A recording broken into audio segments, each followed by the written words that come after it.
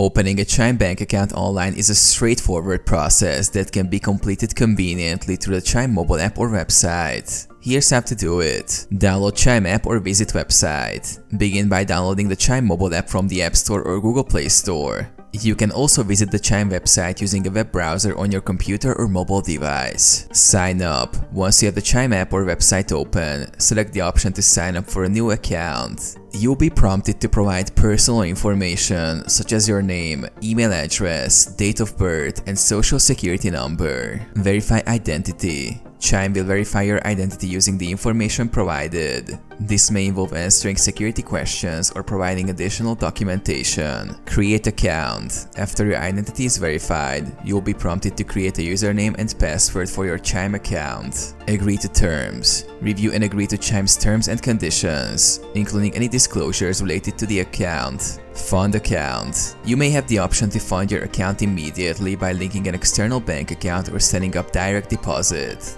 This step is optional and can be completed later if preferred.